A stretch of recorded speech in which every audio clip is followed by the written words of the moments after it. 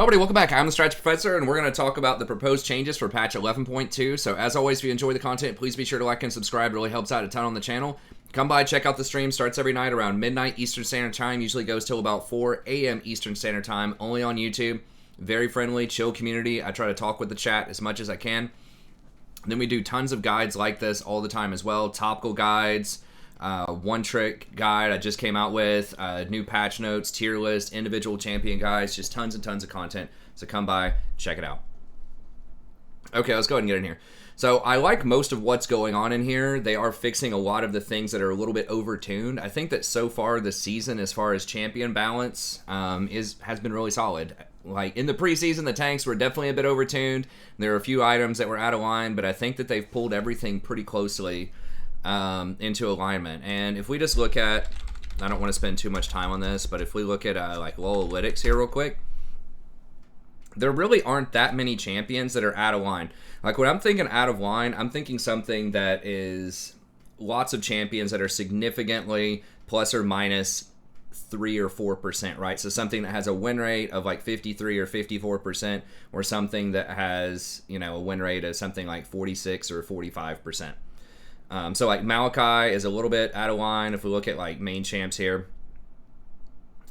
Ivern's a little bit over. Aurelion Sol's a little bit over. They have very low pick rates though. Maokai, Elise, Fiddlesticks, Nunu, Annie, Anivia. So there's a handful of champs that are over 53, but considering there's 160 champs in the game, that's really not that much. And there's only one that's over 54%. He's a relatively obscure champion. Now on the low end, there are still some that are having a hard time, and they are actually buffing many of these. You'll see almost all of these champions are getting buffed on this patch, except for Ezreal.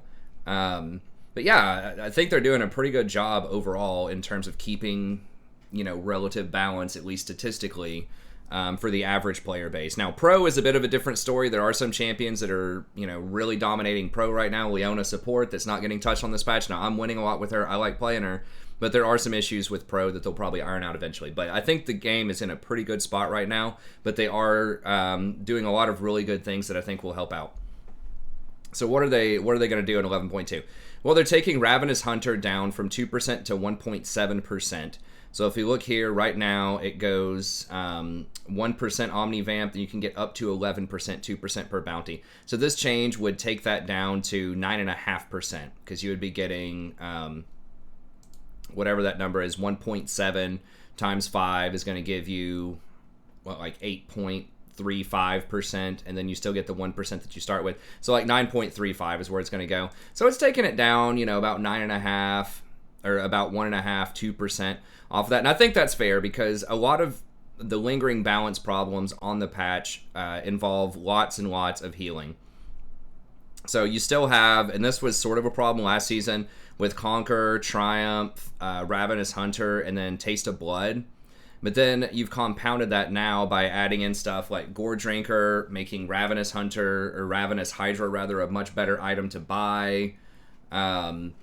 Increasing like Sterix and the big shield that you can get off of that. So a lot of these heavy lifesteal champs, the Olafs, the Aatroxes, Red Cane, and things like that, have been a little bit difficult to balance. Now they did increase Grievous Wounds a little bit in terms of it's easier to get with a lot of builds, but nevertheless, healing is still a big problem, especially on champions that are already pretty good, even without turbo healing.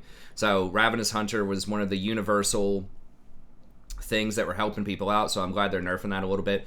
And they did change this in the preseason. It's a little bit different. It used to only be Spell Vamp, but now it's Omni Vamp, so that means it's lifesteal as well for champions that auto attack a lot, that have those on hit abilities as well. It's been particularly good on them, so they're dialing it back a little bit more. I like that. Hextech Rocket Belt, the movement speed is getting hit pretty hard. It's going from it's going from 50% for 2 seconds to 30% for 1.5 seconds.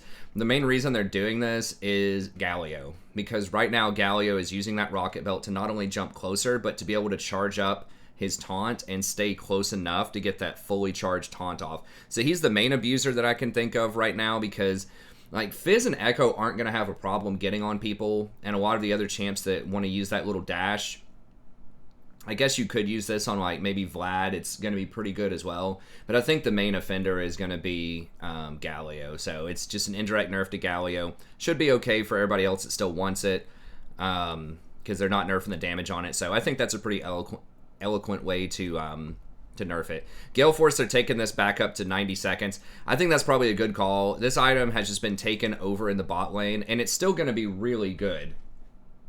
Right, it still does a lot of burst damage. It still allows you to reposition. But the 1 minute cooldown is just out of line. And the reason is, it's just like that, a cooldown that short, there's no window to punish. Because if you have to get them to use that Gale Force if you have a skill shot engage, especially like an ultimate, like a Bard ult or a Leona ult or something like that, then their Gale Force is going to be off cooldown before your ultimate's off cooldown again, which seems kind of silly considering just how much utility that item has. And its win rate is just really, really good. I mean, it's, you know, almost 53%. The next mythic that's even close on Gen right now is going to be Eclipse, so maybe they need to like nerf or buff Gen a little bit to make up for that. But it's just been too relevant on too many champions. There are even some assassins that are building this item now, like Yone's building it. I imagine someone like Yasuo could build it. There's just way too many champions building it. And it's already like pretty good, right? 60 attack damage, 20 crit, 20 attack speed. It ends up bursting for like 300 if the target's below 50% health. And 90 seconds is still a pretty reasonable cooldown for an item like that. And it's just much more symmetrical with a lot of other item cooldowns out there, like Locket, Redemption. Almost everything's going to be 90 seconds, Shirelia's. So I like that nerf. I think that's overall pretty good. They still haven't touched the Collector. The Collector's still extremely powerful. And they did some recent buffs to a lot of other ADC items. So I think it's okay to dial them back a little bit. Once again, ADCs don't have like an overwhelmingly powerful win rate right now. But they're definitely not bad anymore. Like a lot of them are like 51 or 52. Now there aren't, you know, that many like 53 plus. So, you know, you got to be careful. You don't want to nerf them too much. But I think Gale Force is probably an okay way to do it. Imperial Mandate. Now this is how it should have worked all along. And I was saying this before. As soon as the first part triggers on somebody, the whole thing goes on cooldown once your ally follows up. So you can't poke with this any longer. You can't use this on like Cassiopeia or Ashe or like these other champions it's really not intended to be used on. So it'll still work for the most part very similarly to how it has worked in the past. It's a pretty good like engage rune. I would have liked to see them like just put all of the damage on the second proc and then have it trigger like once somebody triggers the second proc. I guess this is effectively the same thing, but this will nerf the damage a little bit on some all-in champions. So like Rakan, when you ult and then W in, usually you hit them with your R and your W knockup before the other person triggers the second part. So what's going to happen now is your ult is going to trigger it and put it on cooldown, then your W is going to knock them up, but it's already going to be on cooldown with that mark. So effectively, that's going to take off that initial proc damage a little bit more. So that means that you're all in with Rakan or any other champ that has 2 pieces of CC that they can apply before an ally touches them. Basically, you're only going to be able to proc Mandate once per 6 seconds on the same target, like period, no matter how many pieces of crowd control that you chain together on them.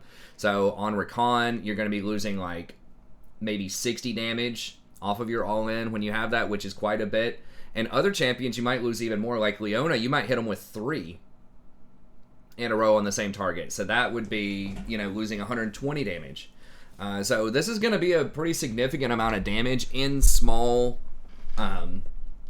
skirmishes, right? Where you're loading up all of your CC on the same target. Now in a team fight where you're hitting multiple targets with pieces of CC over and over again. So like whenever you go in with a Rakan, you RN, you W, you knock somebody up, and then you tag 2 more people, you're not losing damage on those other people because it still is, you were only going to tag them with 1 piece of CC anyways.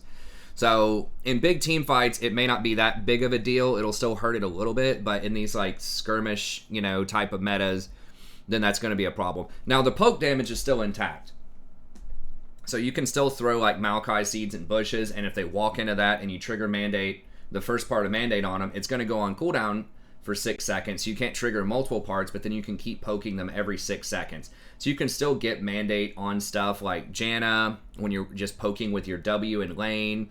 Lux, Maokai, all of these champs, it's still going to be good. It's just when you chain together a bunch of CC on the same target, within 6 seconds, you're losing damage on it. So that'll bring it down a notch. It's already a really strong... It was kind of squeezing out a lot of the other mythics. Now, they didn't nerf Locket, and I think Locket is the most oppressive one because I think tanks are super strong right now. But Mandate was squeezing out some of the other options. And they are buffing Shirelius, which we'll talk about here in a second. So that is good. It's not all bad news for enchanters. It could potentially be some good news with Shirelius. They're just trying to increase the diversity a little bit. And then Kraken Slayer, the damage, now the true damage cannot... or is going to be modified. So usually true damage is never modified by anything. Like, it can't be amplified in a positive way, and it can't be reduced in a negative way. A lot of people don't realize that. Like, some people think that, like, your like press the attack on Vayne amplifies your Silver Bolt damage or something like that. It does not.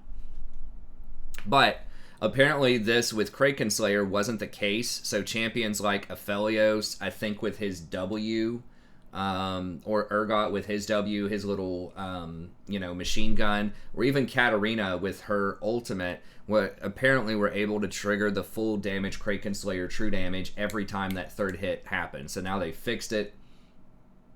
None of those champions were really meta with those items, though, which is a little weird. But I guess it's an unintuitive interaction, so they just want to go ahead and get rid of it. So I think that's good. Now, they're doing something pretty interesting here with Turbo Chem Tank and Frostfire Gauntlet. They're reducing these down to 2,800 gold, so Sunfire is still 3,200. They are reducing the stats to be symmetrical now, so it's a 25-25 item instead of a 50 and 25. And this is something that I complained about in the preseason, just in terms of the statting on some of these tank items in particular. It was just weird. Like, why do I necessarily need 50 magic resist if I just want to, engage with the tank? Those two, thought processes don't really seem interconnected. Like, you can want to engage even if they have all AD on their team. So why does this item have 50 magic resist? Same thing with Frostfire Gauntlet. Like, why does it need 50 armor? Armor is a little bit more universal. It's just kind of always good to have some armor most of the time. But, the AP was really weird. I've complained about this on Mikhail's as well. Like, why do you need 50 magic resist on Mikhail's when you're just trying to cleanse a piece of CC? What if you just need to cleanse Ash Arrow and they're all AD? It feels terrible to have to get something like a Mikhail's. So I think that they should think a little more carefully about how they're statting these items and make sure that the item stats match the use purpose of the item. So they're trying to do that a little bit with the tank items here. So now it's 25-25. It's giving it 5 more ability haste. So I did the math on this. It ends up you gain about 100 gold or so, 50 to 100 gold in value, because you're saving 400, but 25 magic resist is, I guess I could just do it again here real quick. 25 magic resist is going to be worth 450 gold. But then you're also getting 5 ability haste, and ability haste is about 27 each. So that's going to be 135 minus... Yeah, so you're saving you're gaining about 85 gold in terms of value. Now, they are replacing the tenacity with ability haste, which overall is probably neutral-ish. I think it kind of depends on the situation. But overall, I think this is really good. And they're trying to make this more approachable for tank supports. Now, tank supports don't need any help. They're already extremely good, especially in really high elo play. But now this is going to be an option. 2,800 if you want to buy either Frostfire or Chem Tank as a support. So you're still paying a little bit more. You're paying 300 more. But it has really, really good stats on it now. You're not paying for a ton of extra fluff. So it's got a nice build pass. So I think that's a really good option for, Alistar was already buying Chem Tank as a support. And you want cheap items as a support. So you're perfectly fine, or you should be, losing some resistances in exchange for a cheaper item. So this is going to be a buff to Alistar in particular, who's already pretty good. Maokai would really like the Turbo Chem Tank. Some of these other Peeler tanks, maybe a Rel would like something like that. I think Leona's probably going to stick with Locket. Locket is still going to be a very good choice, but now you have other choices. Because really, you could only get Locket as a support unless you wanted to go way over budget and get a big tank item at 3,200. So they are helping out the tank itemization a little bit, make it a bit more competitive. Or, I mean, even like big top lane tanks might like this kind of stuff too. They are going to be squishier, so they might just want to stick with Sunfire. Most of them get Sunfire anyways. There's definitely some situations, though, where this could be good. So very, very good for support tanks. Questionable for like jungle and top lane, but they might still want this. Especially if you just want to pay less to get that, just to get the specialty, right? Either to get the slow that you can apply over and over again, or to be able to get that engage. This might be a pretty good thing, depending on the champ. Okay, Gargoyle Stone Plate. You are getting a lot of extra resist. I think this item is still going to be very niche. I don't think a lot of people are going to get it. It's just really awkward because it scales on max health, but the shield does, but it doesn't have any health on it. So, like, very few people are going to get this. Maybe as a third or a fourth item on some of those really big ticket tanks top lane, like an Ornn or something like that. But I think it'll still be rare. But this is nice. It's a nice little boost, so, okay. And then Essence Reaver. This is one of the more interesting changes on the patch, in my opinion, because this is going to give a lot of mana back, and now it's decoupled from Mana Immune. You don't have to feel... you don't have to get Mana Immune in order to have a large mana pool in order to get like some kind of use out of Essence Reaver, right? Because a lot of AD carries, if you are, you know, not going Mana Immune and you're trying to go for the Essence Reaver, you know, getting 3% of your max mana back is not really that great because you're going to have like, what, 500 mana maybe? So you're getting 15 mana back per hit. Now it's 40% of your base mana back, which, or your base AD back, which your base AD in the mid game when you complete this item is probably going to be, we can say at least 80, and 40% of that's going to be 32. So you're getting 32 mana back plus 16% of your bonus AD. So if you have 100 bonus AD, which is very conservative early on in the game, again, sort of the mid game by the time you complete this item, that's going to be giving you back 48 mana. So you're going from, you know, getting back 15 mana to getting back 48 mana per spell. That means Ezreal's Qs are basically free whenever you hit people with your Qs. So, and I don't know how this is going to work, but I think you might be able to go for this instead of Mana Immune on Ezreal. Now, I'd have to run the stats and look at it and see. Part of what makes Mana Immune really strong on Ezreal is you do have that really nice on-hit damage, but that was nerfed recently. But this is going to give you Sheen proc plus your mana on the same item. Now, Ezreal, it's a little weird because your Q can't crit, so historically, like, crit is not an amazing stat on him. But you still get the ability haste. You get 20 ability haste. It's only 2,900 gold, and it's not a mythic. Keep that in mind. That's important. You get 20 ability haste, 55 attack damage. Okay. And then after using a spell... then you do 100% base AD and then 40% bonus AD. So it's a Sheen proc, but it also scales with your bonus AD. A lot of those Sheen proc things, I don't think scale with bonus AD. If I'm remembering that correctly, like the Trinity Forces and things like that, they don't scale with bonus AD. So this is actually going to scale really well if you get a lot of AD in your build. And then you're going to get like the huge amount of mana refunded.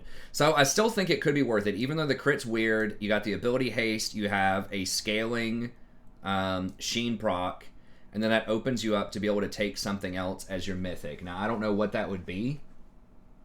Whether it's Gale Force, probably not Kraken. Maybe one of those Bruiser AD type of items. I just don't know. You can't take Trinity because like you can't take anything else that has Spellblade on it, so you would not be able to go Trinity. You would not be able to go Divine Sunderer. But let me just look here real quick. I wasn't going to go too deep in this, but Ezra was really interesting, and then obviously Sivir is going to love this because she loves crit also. You know, it's just going to be a match made in heaven for someone like Sivir. Now, I don't know what her mythic would be on top of that. Your choice of whatever you want to get, but this is going to be great for her. It's going to be great for... You'll probably rush this first before your mythic. Going to be pretty good for Xayah. Going to be good on Lucian. Lucian's already getting this item, so I think this is a huge, huge buff in terms of those champions. I just don't know what Ezreal would get. I mean, you could do something like Dustblade, I guess. That does do on-hit damage, but it's got kind of a long cooldown. I was thinking, you know, you could try something like Ludens, but you really want AD because the Sheen proc is going to work with AD. Can't do Trinity. I mean, maybe you just take something like Kraken just because it just does a lot of sustained damage. I mean, Gale Force. Gale Force is getting nerfed, but that would allow you to reposition. It would allow you to get that extra little bit of burst damage, potentially. You know, I guess you could take Eclipse just for some more survivability, a little bit more lethality. So I'm not really sure, but I think that does open the door to exploring some different kinds of mythic builds that you might want to do on Ezreal. Obviously, Blade of the Ruined King's still going to be good, but you need a mythic in there somewhere. So I'm not really sure, but I think that it's something that people could definitely play around with. It might make Ezreal a lot better on single item power spike, so you don't have to wait to get 2 items, Mana Immune plus Divine Sunder before you do any damage. Now you can just get it on 1 item. So I think that's going to be a really big deal. I don't think those champions I mentioned are automatically going to be like tier 1 or OP, but I think it's going to help them out quite a bit, especially like Sivir's the big one to watch out for with those changes, because she really, really wants that mana early on. Sunfire Aegis, they're changing out the ability haste for tenacity, so that's going to make it worse, I think, for supports, but better for top lane tanks. So, okay. Phantom Dancer, you are getting 5 more attack speed, which is worth 125 gold, but you're paying 100 more gold for it. This feels like a nerf because it's making the item more expensive. It is more slot efficient. You're getting more power for that inventory slot, but let's be honest, in most games, you're not filling up your inventory as AD carry anyways. Your items are so expensive and games are so fast, they're like 25 to 30 minutes. I don't think slot efficiency is a huge deal. So yeah, I think that's a bit of a nerf on those champs, which is kind of weird because a lot of ADCs don't have a super high win rate right now. Umbral Glaive is 200 cheaper. Now you're losing 5 AD for that. 5 AD is worth 185 gold. So that's about cost efficient. That's a much better build path though, 2 longswords instead of a Caulfield's, I think is pretty nice early on. So that's kind of giving a nudge to AD supports, especially because just getting that online faster and locking out the vision can be good. So on a champion like Pyke, Senna, Pantheon, you know, and a couple other niche things, you know, Ashe support or Misfortune support or whatever, I think this is really good, and that's going to help supports out. Serpent's Fang is just a really flawed concept. It's a terrible item. I mean, I wouldn't even get this again. Like, it would be so situational. Like, the enemy, it would have to be, like, set with Steric's Gauge or something like that before I would want to get this. Because a lot of shields only last for a very small amount of time.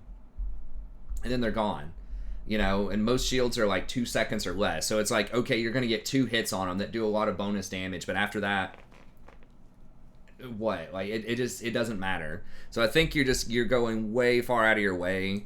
Because there's no small component that affects the shields. With Grievous Wounds, you can get Executioners for just 800 gold and sit on it, right? And so if you want that effect, if you want the Grievous Wounds, you're not going that far out of your way, right? You're paying like 200 gold for the Grievous Wounds effect. With Serpent's Fang, you have to complete it before it breaks shields. So it's just a trap item. I think it's really bad. It's poorly designed. I mean, I like the idea of something that affects shields, but honestly, they should just like do a mini rework of shields and just make all shields take true damage, pretty much, to where like armor and magic resist does not apply to shields.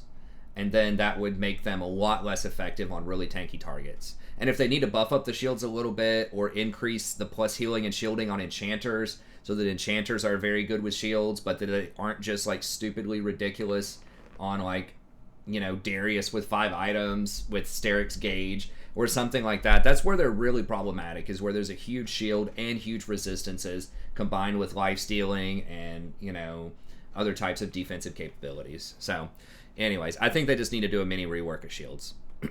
And that's what I would do. Just make them all take true damage and just rebalance it accordingly to give the enchanters more power on their shields and indirectly nerf some of the shields on some of the bruiser items. Okay, Kimpunk Chainsword, nobody gets this item, doesn't matter. I mean, I guess maybe that's okay for like Pantheon or something like that wants Grievous Wounds, but really probably not going to matter too much, very niche. And then Shurelya's Battle Song, this is big. This is the other one I think is going to be really huge on this patch as far as meta changing. Like, these are okay, but these things are still going to be good on the champions that they're good on for the most part. This is okay. The Kim Tank's actually kind of a big deal for supports, but this is kind of a big deal. Essence Reaver's a big deal. The Shirelia's is a very big deal. So Shirelia's, it's losing 150 HP, which I think is about 400 gold value. We can do the math here. So 150 times 2.66 for health, 399. So about 400 gold value. 5% movement speed, which should be, last season, it was 40 gold each. So plus 200. Now this season, I think they're valuing movement speed at 80 instead of 40, which is way overpriced. And that's why a lot of those items are trap items, I think, that, you know, index very heavily towards the movement speed. So like Dead Man's Plate, Shirelia's. Dead Man still like has a pretty good win rate on some champions, but they just made it cost way, way more. So basically that's 600 gold. And in exchange for that, you are getting 40 AP, which is worth over 800. 40 times 22, 880. And then you're getting 50% regen, which is a fairy charm, so that's plus 250. So it's 1130. So they're taking away 600 gold worth of stats, what should be 600 gold worth of stats, for 1130. So they're giving you 500 extra gold worth of stats on this item now. And it still has a really awesome active. Everybody loves the active. The damage is probably okay on the active, but the active itself is very, very good. And they don't forget, last patch, they also increased the active to 60% movement speed instead of 40. You're really flying in there, and it lasts for 4 seconds. So the active is extremely good, and now it's going to have the exact same stats as Moonstone and Mandate, and they just nerfed Mandate. So I think there will be a lot of champions, a lot of enchanters. So Rakan is really going to love this, because, you know, he wants his whole team to go in and follow up with him. Same thing with Bard. Bard lands his ult, you activate it, your whole team goes in for the surround. Even something like Janna or Lulu, right? Like, you don't have an engage yourself, but if you have like a Darius or a Hecarim or an Olaf or anything like that on your team, you can activate this and operate as like an engage enabler, right? Where you can run them in. So especially if you have an Olaf on your team or a Darius, yeah, it's going to be massive being able to make it basically impossible to kite them. So very, very strong, and it has the same build path as Mandate and Moonstone as well. So really, really good, and now you actually have a lot of, you know, reasonable choices. Mandate's still going to be good, but Shirelia's is also going to be extremely strong, and then Moonstone is OP on certain champions that use it really well, like Yumi. Okay, and then as far as like champions go, okay, we're at 27 minutes. I think we're all good. Elise dialing back her damage a little bit, so her Q where she jumps on him, I think that's fine. 20 damage late is good. It's still the same damage early, so I think she's fine. She does have a bit of a high win rate. It's like 53 or 54%. She's very good, especially in high elo, so I guess that's okay to tap her a little bit. Olaf, the W lifesteal is going down by 2% per level. So that's probably not that big of a deal, but this amplification is a big deal. So you get 0 to 50% extra healing from, I believe it's from all sources, and that's active based on your missing health, and now it's going to 33%. Because remember, with Olaf, you're going to be taking, you know, Conquer, Triumph, Ravenous Hunter, and then he's going to be going Gore Drinker, and you know, probably at least one other healing. I don't know if he goes for Ravenous Hydra or not. There's just a hell of a lot of healing on these champions right now, especially on the items. So that's actually pretty big to nerf that, and it should be nerfed. He just heals way too much and puts out way too much damage right now. And then Darius, Noxian Might bonus AD is going from 30 to 230. And now it's 20 to 205. Okay, so nerfing his damage a little bit. I think that's fair. Darius is just too strong, especially at gold and lower.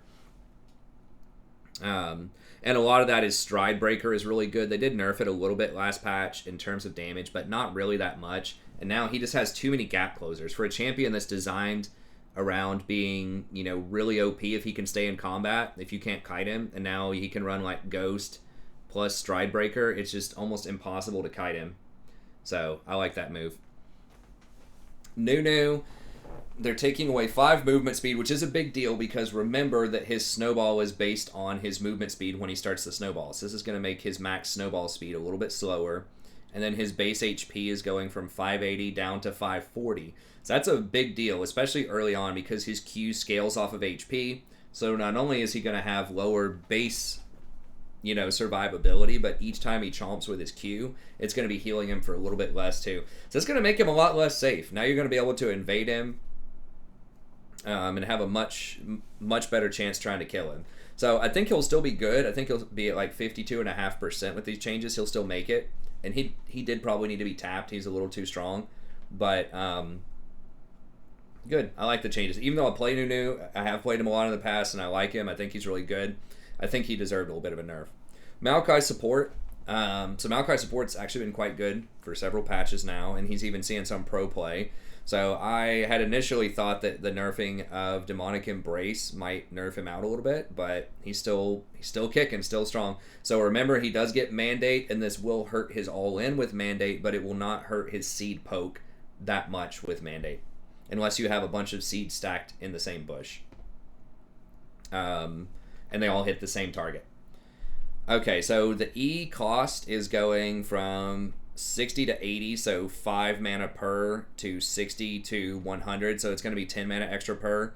So if you think that maybe you're throwing out 5 seeds, something maybe more than that, maybe 10 seeds, before you back or whatever, if it's 5 seeds, that's going to be 100 mana. If it's 10 seeds, it's 200 mana. I think that's fine. I don't find myself running out of mana a ton as Maokai, and I think that's because he has a lot more base mana than a lot of other tank champions. Like, I run out of mana all the time on Leona, and I think it's because her base mana is so low.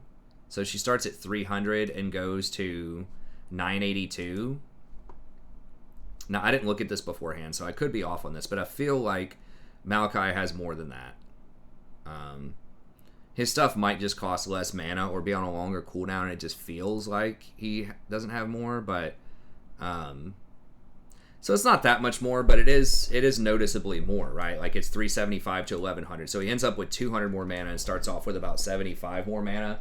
So this is effectively going to, it's almost like taking away, like, 100 to 200 max mana off of him, and I think that's fine. He gets Biscuits quite a lot of the time too, which is 150 extra mana, so I think that's okay. There might be some spaces where you run out of mana. You might be able to adjust your build a little bit more, maybe get Staff of Flowing Waters second instead of Demonic Embrace second, just for better team fighting and regen, but I think it'll probably be okay in terms of his mana management.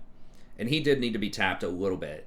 And then they are nerfing his AP ratio. That's not that big of a deal. If you get Mandate, that's 40 AP. You get Demonic Embrace, I think that's 70, so that's 110. And then you've got your runes, so maybe 130 mana tops. And so you're talking about like somewhere between like maybe losing, it's 0.2 per 100 mana. Or per 100 AP that you have, 0.2%. So, you're going to be losing, what, 0.3 maybe? So somewhere between 0.2 and 0.3. And what that means is, if somebody had every 1,000 mana, if it's 0.2, is going to be 20 damage. No. It's 2 damage if it's 0.2%. So...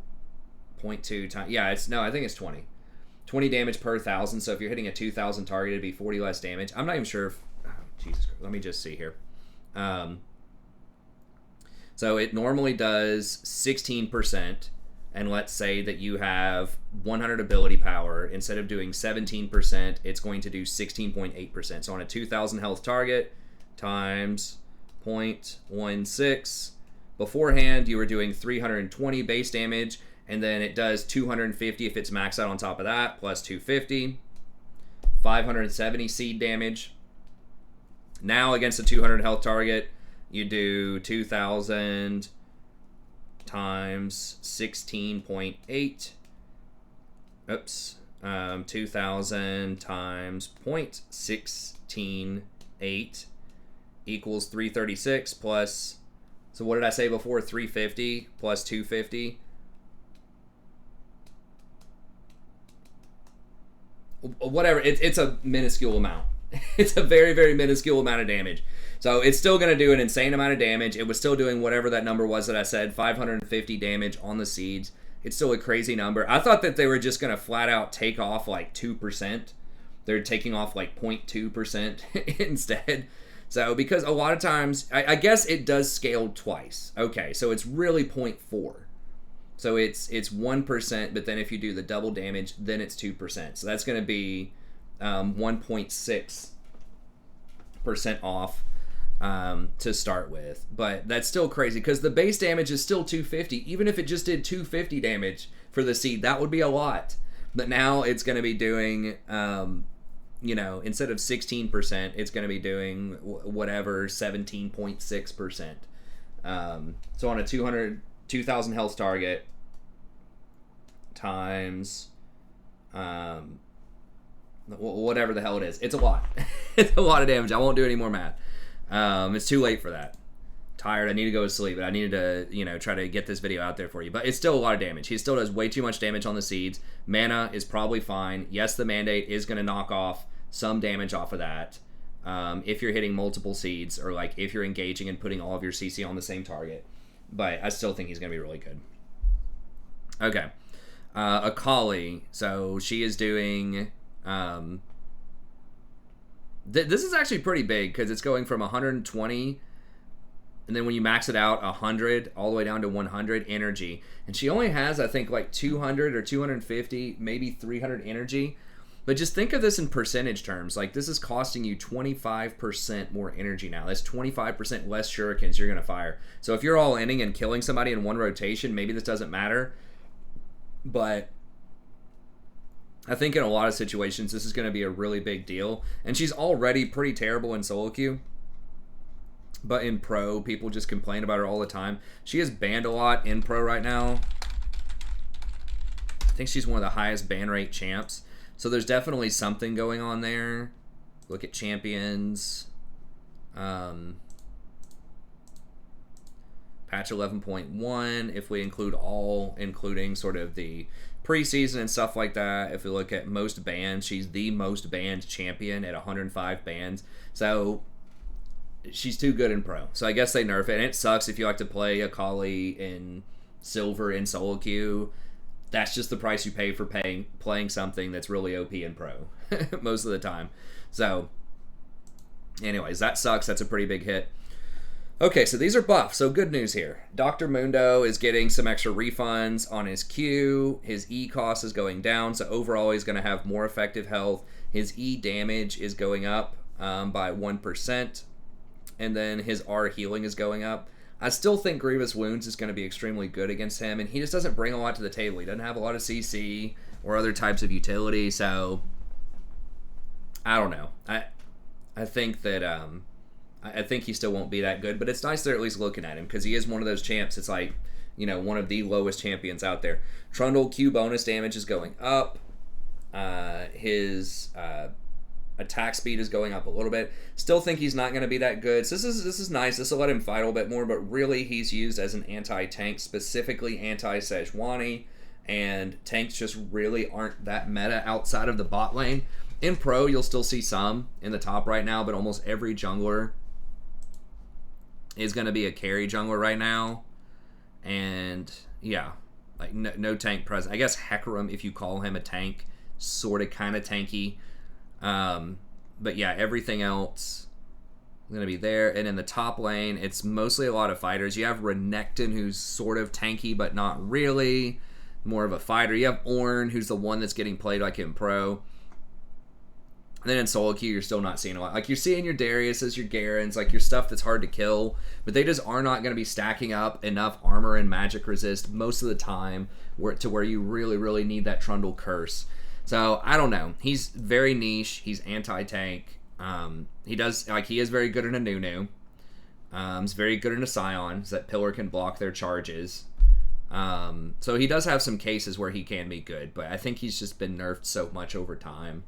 Like, if Trundle's ever good when tanks aren't in the meta, then he's too strong. So, it's nice. This will give him a couple of percentage points, but I still think he's going to be pretty far out of the meta. They're giving Shaco a little bit of extra backstab damage. Okay. Decent. I think Shaco's, like, his win rate's not amazing right now, but I think you can still get it done with Shaco. But the Tiamat nerfs did hurt AD Shaco, and I guess people haven't been playing him AP. I haven't really kept up too much. And I just don't see Shaco a lot. A decent play rate at 4%. I mean, he's 49%, so he's not great right now, but he's also not, like, completely terrible. Nocturne, QCD. Okay, so now you can get more Qs off, which is good. Your R is down a little bit, so, okay, that's fine. I don't think, he's okay. It's just a really weird meta, like, for Nocturne. It just doesn't work. He was nerfed. He was being played mid some, but I just think that a lot of the itemization and stuff just hasn't, and the way the meta is shaken out, it's just not really been that great for him in the preseason. LeBlanc, please don't buff this champion too much. She's so toxic. Just rework her, man. Just make it where she can't WW twice and then go back. Just put a delay on her being able to go back to her previous clone. But anyways, lowering her Q mana, I think that's fine. I don't think she has a ton of mana problems. I mean, maybe. But it's not like you're spamming Q. You know, you're not like a poke champion. It's not like Zoe or something like that, right? So, I don't think this is going to matter too much. I think she'll still be pretty bad. Caitlyn, a marginal amount of AD per level. That's not her problem. It's just people... She can be good, but people just can't play her correctly. Like, she's so mechanically intensive. You have to get your combos. You have to use your traps properly. Like, all of these things have to happen for Caitlyn, like, to be effective. And most people just can't play her right. So, that's fine. Decent, but really niche champion. Varus... A little bit extra mana per level, not a huge deal. You're getting 35 mana at level 5. Your RCD is going down by 20 seconds. That's actually is a big deal. But that little mini rework of Varus has just completely gutted him. Like, it wants you to go up and auto-attack twice and then hit somebody with a spell. To like, it wants you to play around those blight stacks, but you don't have any mobility. You can't do it from long range. They destroyed your on-hit build. So I don't really know, like, what they want out of him, right? It seems like they're trying to turn him into like some kind of combo mage, right? Kind of like a Varus or a Lucian or a Xayah or something like that. But he's just in a really bad spot. Senna, you're getting a little bit of attack speed, okay, so maybe it doesn't feel as bad to get like rapid fire cannon or something, but it's still probably not great. Non-kill, okay, so you have a better chance of getting ghouls from minions, okay, as support Senna specifically, and then you get 5 extra gold, so that's actually pretty nice. If you can farm souls off of people a lot, if you've got like double ranged and a double melee, and you're really good at farming those souls in the laning phase, I mean, if you get, 20 in the laning phase, that's an extra lot of gold. That's like extra 100 golds. That's pretty nice. Pretty nice. I like that.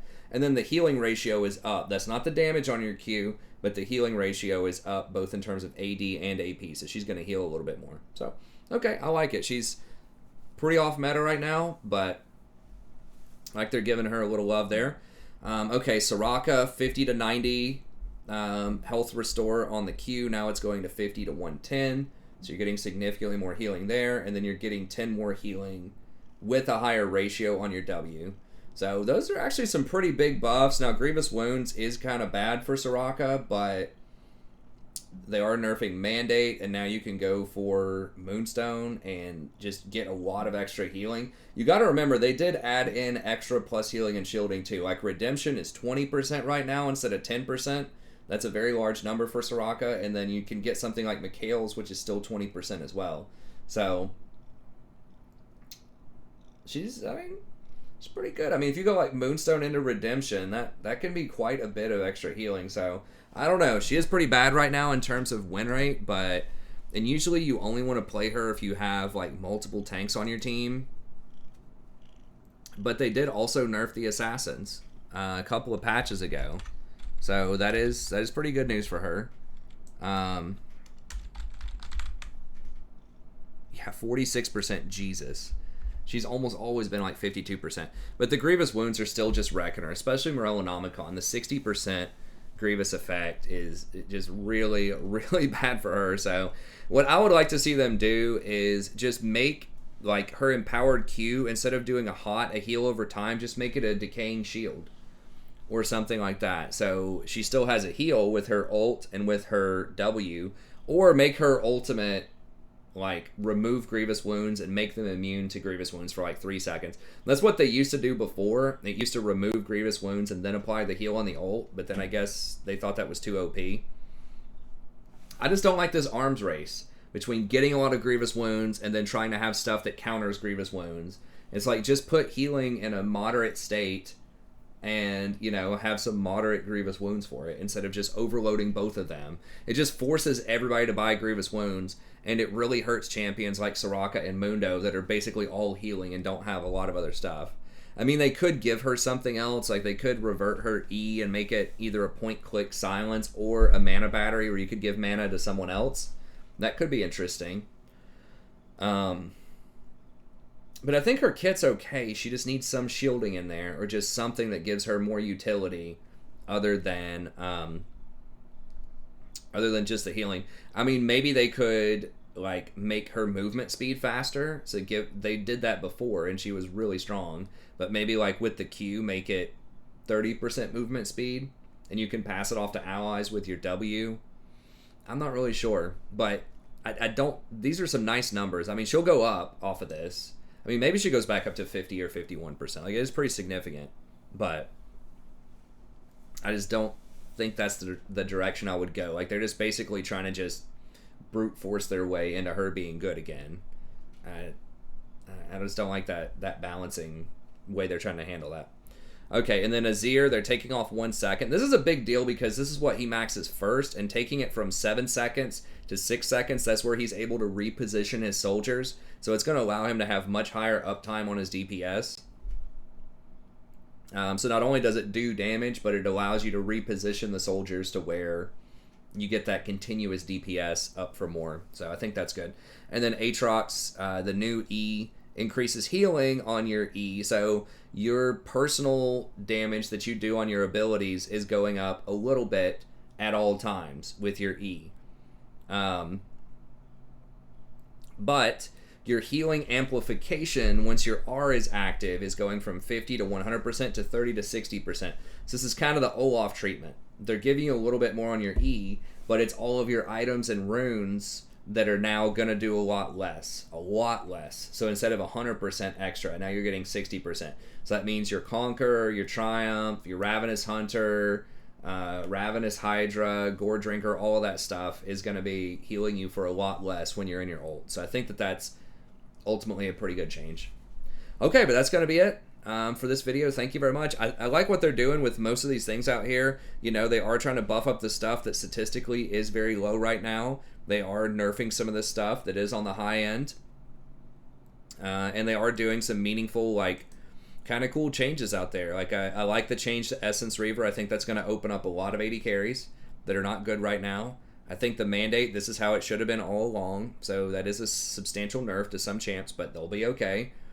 Gale Force was too strong. I like that. I like most of this. Turbo Chem Tank and Frostfire, you can now build those on tanky supports. That's good. So yeah, I pretty much, Shirelius is going to be fantastic on Enchanters if you really want that utility. So I think there are several good changes here. Not everything's a home run. I don't necessarily agree with these Zeal item nerfs, but the vast majority of the stuff is really good. So anyways, that's going to be it. Have a good day, and we'll see everybody next time.